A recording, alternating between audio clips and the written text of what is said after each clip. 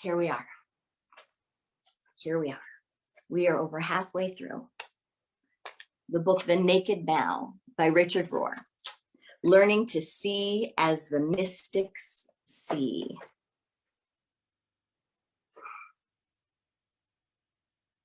This week, we have a great conversation. There is so much to explore.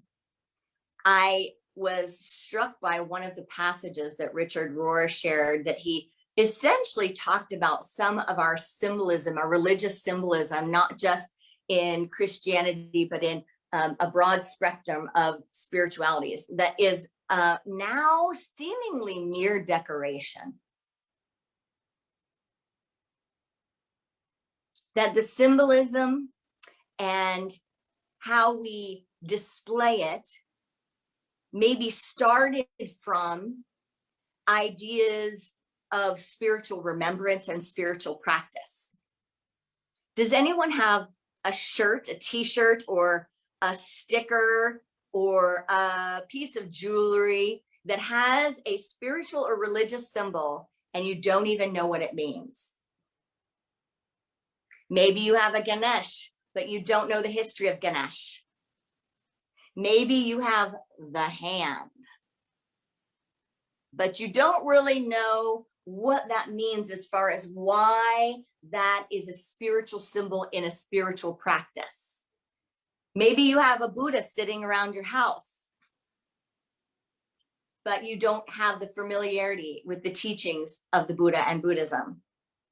Maybe you wear a cross, but you don't exemplify the connection between that cross and the resurrected Christ, the risen Christ, the meditating Jesus.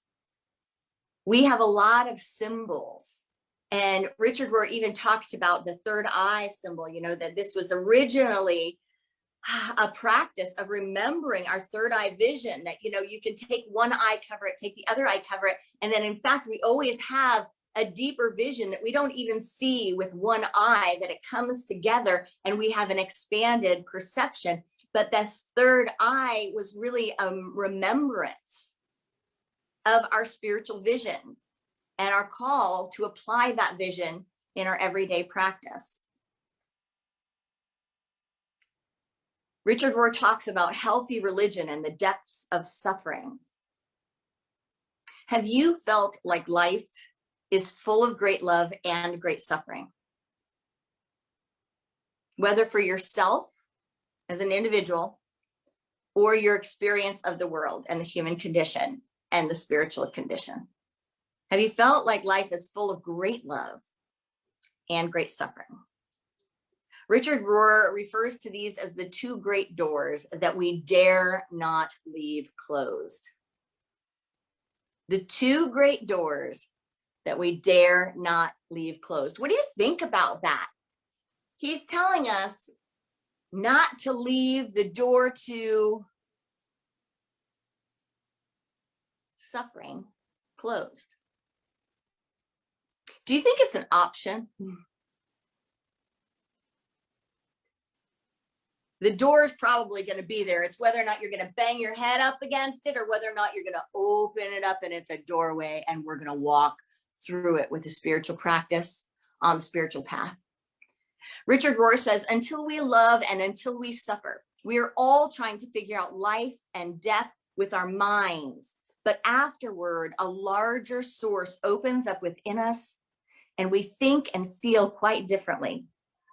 He goes on to say, love, I believe, is the only way to initially and safely open the door of awareness and aliveness, and then suffering for that love keeps that door open and available for even greater growth. Just tune into your life for a moment, the suffering you've experienced in your own being and the suffering you've experienced with loved ones and the suffering in the world. The love that we have keeps that door open. Have you felt that tension of the love? The love, it's like almost the greater the love, the greater the suffering. Some people hear things on the news and it doesn't cause suffering. It doesn't cause disturbance. Is that because we're not connected with the love? The love isn't deep enough or intense enough or universal enough. The Christed one isn't here enough to recognize the suffering in the human condition. I think deep in our core, we know that both love and suffering expand us, and that there is great value in the practice with regards to them. They both bring us into the depths of our being, where we continually discover who we are. And with the spiritual practice, they deliver us into our transformation and into our evolution. But still, we tend to have a love-hate relationship with love and suffering. We love the love, we tend to hate the suffering, feeling like the suffering is the cause of things that are against our will, like we're not on board with what is. It's not okay. It's not right.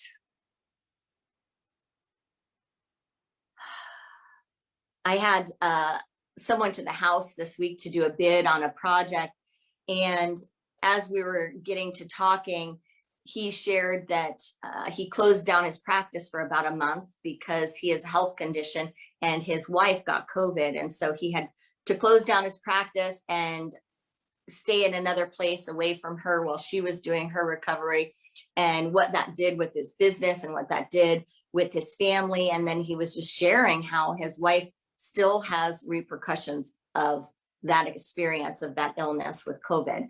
And he said that nightly, it's a difficult thing to go to sleep, and it's a difficult thing to wake up, and that there is a struggle with staying alive and also a struggle with wanting to hop off the planet.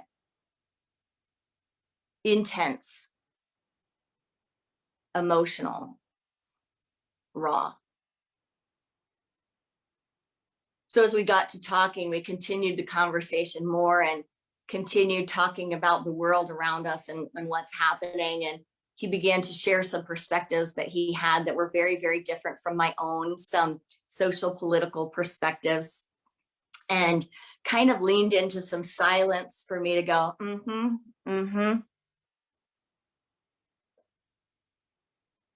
And my heart wanted to keep the connection open. My heart wanted not to shut down the love and the compassion and the honoring of vulnerability by going into disagreements, differences, polarity. But my heart also feels it when I'm out of integrity, answering a question, showing up. And that's not my intention. So I just took a deep breath, looked into his eyes, and started talking about what I hope for, hopping right over the inquiry or the poll to answer that question, the invitation to reveal which side of the polarity I'm on, which was not the same side, strongly. So I leapt over that question into the heart. And I just started talking about what I would like to see, how I would like to see a coming together. I would like to see all of these places where we unite in consciousness, and not using that word in consciousness, but where we have the same intention, where we're all looking towards the same thing, where you can tell most of us really want to go in a certain direction. And then I hold the space for the leaders that can bring us there with our action. We have a choice in each moment to magnify and multiply suffering, to expand compassion. I want to share a little bit from Richard Rohr when he says this about the growth work around suffering, and also how we can presence each other with compassion. He says this: people who have never loved or never suffered will normally try to control everything with an either or attitude or an all or nothing thinking. This closed system is all they are prepared for. The mentality that divides the world into deserving and undeserving has never been let go of by an experience of grace or undeserved mercy.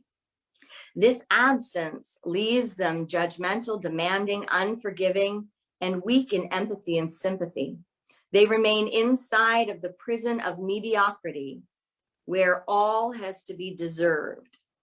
Remember, however, to be patient with such people, even if you are the target of their judgment, because on some level, that is how they treat themselves as well. This is each of us, and this is all of us when we come from a state of polarization.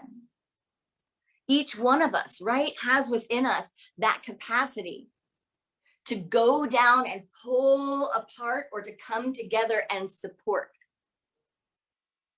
And there's a harmonizing that happens between people when we allow that part of our mind to rest. And in the story I just shared, that's what happened. That part just softened, that part got to rest so that the harmony could be there, the peace could be there, so that all of those reasons for jumping behind fences and building up stories that we're going to validate or justify or enroll just drifted off in service to what is more important. That's love, that's connection, support. If we are willing to look at it, there are opportunities before us in every situation, even in suffering. If we're willing to check in on our relationships with great love and great suffering and ask ourselves how we show up for suffering, how we show up for love, and how it shows up for us, as well as gathering tools to support our well-being on the journey, we are engaging the spiritual practice. When we step out of that, and when we choose not to do that, we create a hell out of the heaven that's available to us. Richard Rohr says, suffering, of course, can lead you in either of two directions. It can make you very bitter and close you down, or it can make you wise, compassionate, utterly open, either because your heart has been softened, or perhaps because suffering makes you feel like you have nothing more to lose. It often takes you to the edge of your inner resources, where you fall into the hands of the living God. He says, even against your will. Wayne Dyer talks about it like this. He says, with everything that has happened to you, you can either feel sorry for yourself or treat what has happened as a gift. Everything is either an opportunity to grow or an obstacle to keep you from growing. Now, for some of us, it may be too hard to say we can rearrange our minds and treat it as a gift.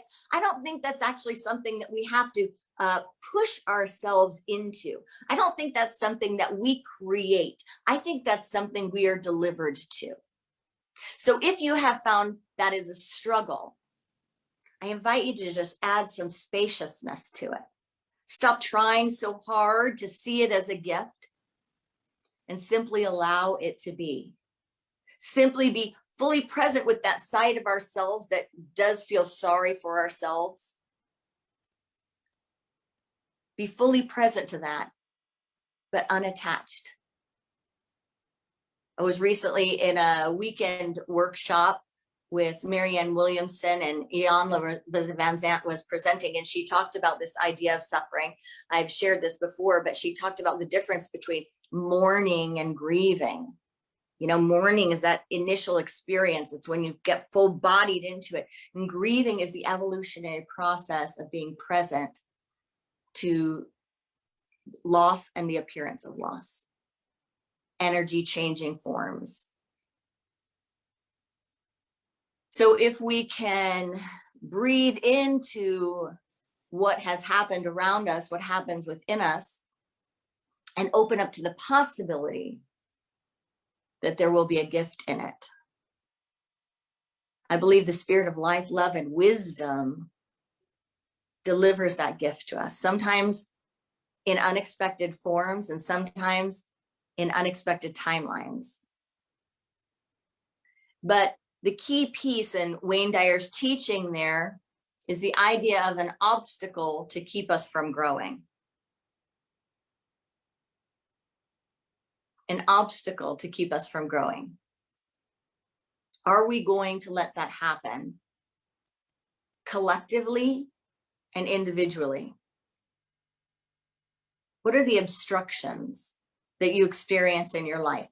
And can you trace them back to an experience of suffering where maybe we have not let go yet? Maybe we haven't accepted what is, for fear of thinking our acceptance of it is enabling, is empowering,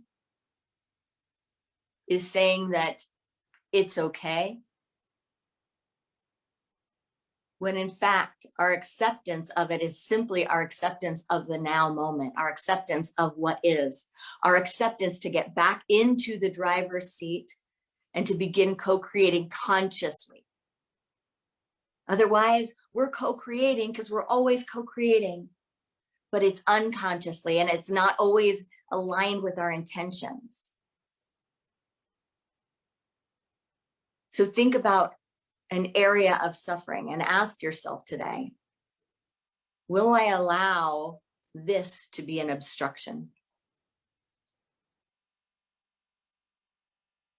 Can we imprint that on our minds in the future so that when future suffering happens, when we have moments of suffering, we can just breathe into that practice and say, sweet spirit, guide me, be in me, activate the highest breath in me so that I can breathe through this without attachment, without holding on to it and creating an obstruction for my good, an obstruction for my life. I recently had the delight to host an AG&T Speaks with Inga Canfield, who is Jack Canfield's wife of Chicken Soup for the Soul, the author. And when we got to talking, it was just one of the most beautiful, vulnerable, connected, raw, authentic conversations. You'd think we would have known each other for ages to have this conversation, and you probably would have thought we'd be in our own living rooms, not sharing it with the world. But we were there having this conversation, and the conversation was centered around gratitude, but it was also centered around a deep practice that led to gratitude when you would think gratitude couldn't be expected. Discussing family histories, histories with depression, histories with family suicide, histories with self-depression. And we came in the conversation, both of us, to this revelation in our sharing that in our spiritual practice was similar. We both got to a moment with ourselves in our healing work and the experience of suffering and depression, where we were no longer willing to abandon ourselves when we were down. And we both share those stories. For me, that story was really a moment, and I don't even remember for sure where I was. I think I know where I was. But all of my experience was pain. And I was able to trace that and recognize it and feel the times that I felt it before, and really ask myself what was happening in my experience. What was the belief behind this? And the belief was about abandonment. I was feeling abandoned. And in my experience of feeling abandoned, I was abandoning myself. I was not having comforting, loving, care-filled thoughts about myself. I was having, in fact, the opposite. And a sweetness or a softness descended upon me and filled from within me, where I finally got it. I got it that it's so sad that when I am feeling most alone on the planet and when I am feeling most abandoned, when I am having the greatest suffering, and whatever the story is, you'll get new players, new characters, new situations, new whatever it is. If you've ever struggled with depression, if you've ever struggled with these difficulties, you know that it's like Mad Libs. You can just fill in the blank. Life has no shortage of words, situations, relationships, people to fill in the blanks with, but the pattern's the same. The story is the same. And I really realized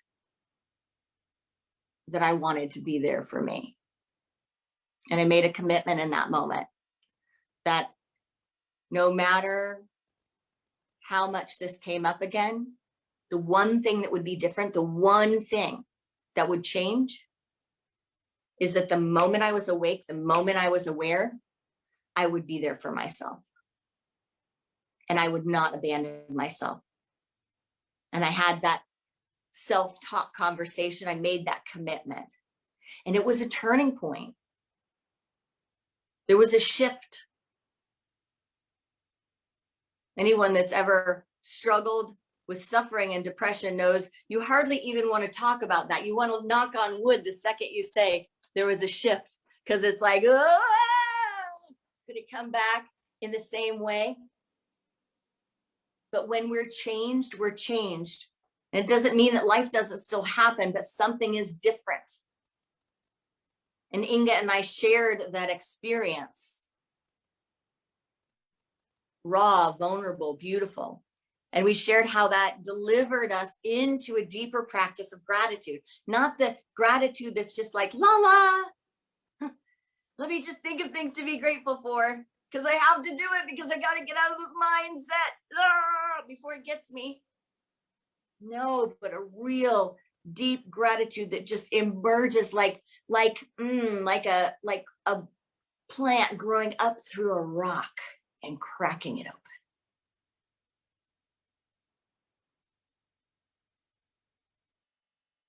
Will I abandon myself when I feel abandoned?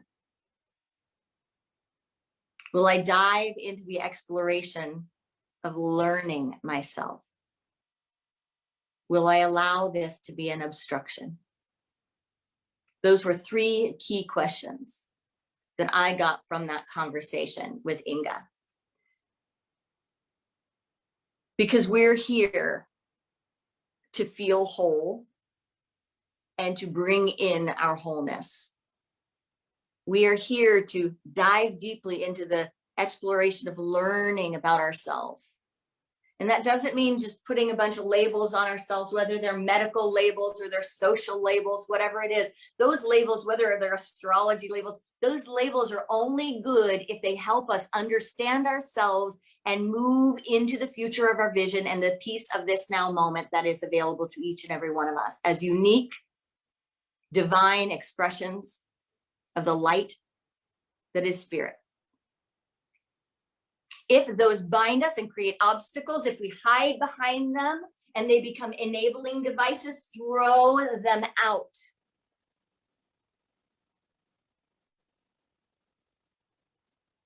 Use the ones that you have as stepping stones.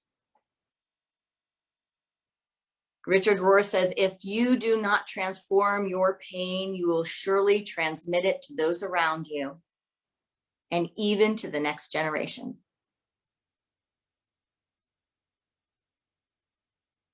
He says, small people make everything small. So what is our tool? Our tool, we have a few questions and we have a practice. And the tool of the practice is prayer. And Richard Rohr talks about prayer in the unity way. I don't know how much he knows about unity. He must, right? But this book is pretty straightforward unity. But he talks about prayer, which we call affirmative prayer and meditation. And he talks about it because he is from the contemplative Franciscan practice. He talks about prayer as one word, and it's a good one. Resonance. Resonance. Breathe into that. What if every time someone invited you to prayer, you thought about resonance? I am being invited into resonance.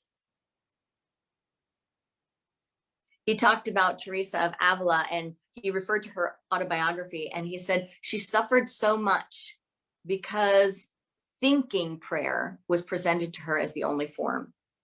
So he explains that until she understood contemplative prayer, until she understood the mystic tradition, she was tortured, really, in that way, that it wasn't so helpful.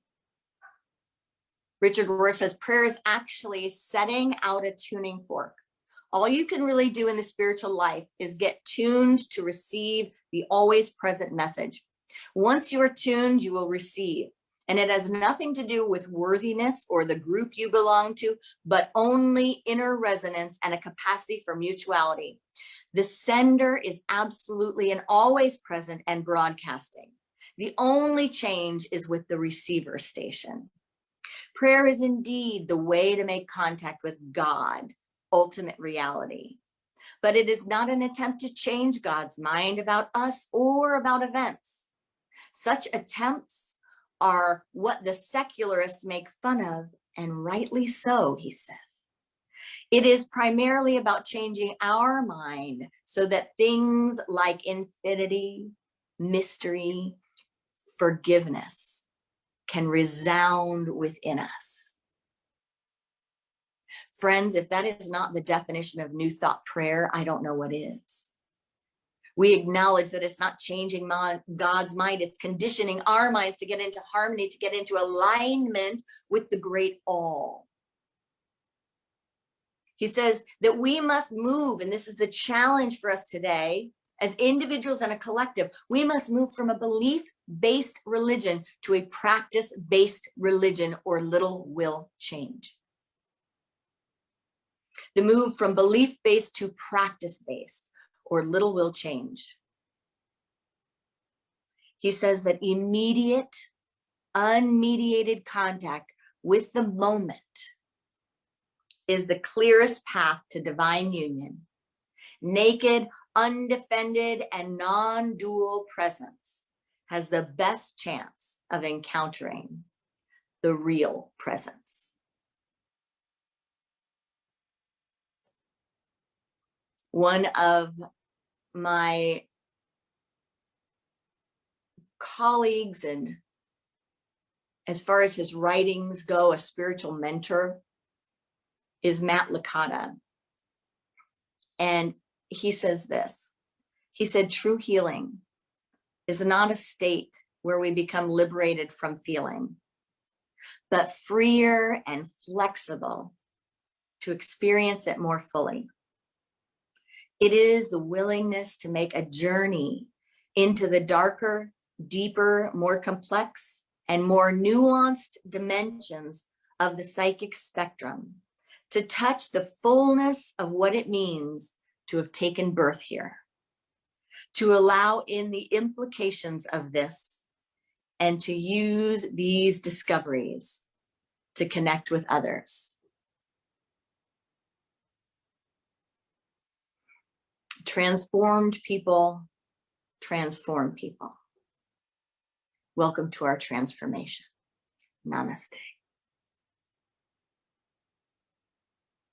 So let's take a moment and just breathe into a time of meditation. I invite you to just gently close your eyes and just connect with your heart. Open up to your heart right here and right now. Breathe into this moment and allow this moment to be all-encompassing. Allow yourself to take the deep dive into the present and the presence. We inhale and we exhale in God. God inhales and exhales in you.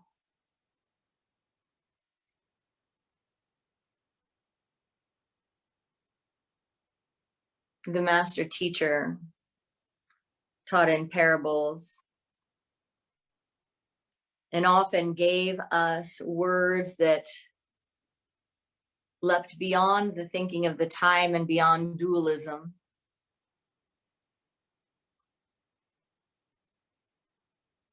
The man coming at the last hour receives the same reward as the one who worked all day.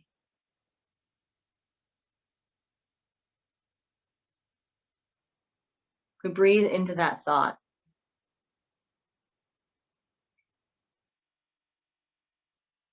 Opening our minds to the idea that we can labor all day, symbolically labor all of our lives, symbolically be attached to our suffering, believe in duality, and we can get there.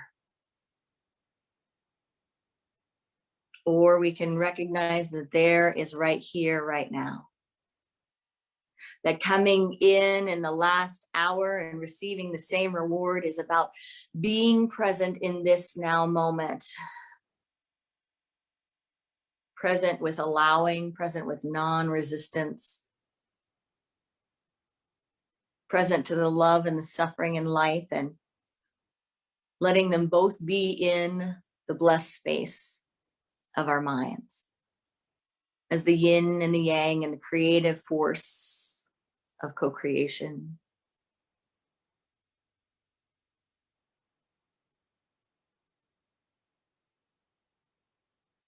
So we acknowledge the power of our practice, that we have the invitation and the ability to be so fully present in this moment, which is the now moment, which is every moment. And when we do, we receive the fullness of spirit.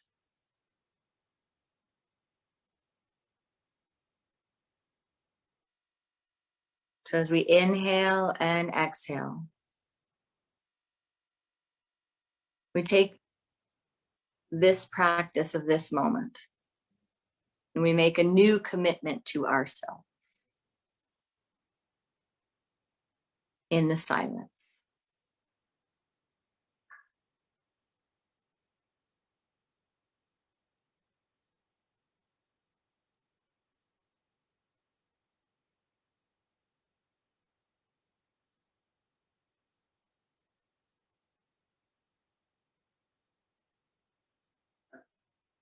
I will learn myself. I will support myself. I will use everything that is within me and everything that is before me and everything that is around me for my expansion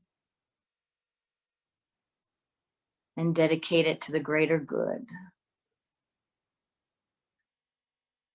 Knowing that in this now moment, with this now practice,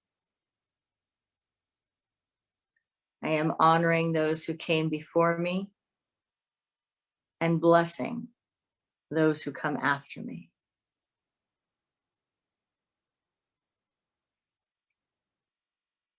By the power of this practice, may all beings have freedom from suffering and the causes of suffering. May all beings know God as love and themselves as emanations of this love. May all beings know that we are born blessed and here to be a blessing. And so it is. Namaste.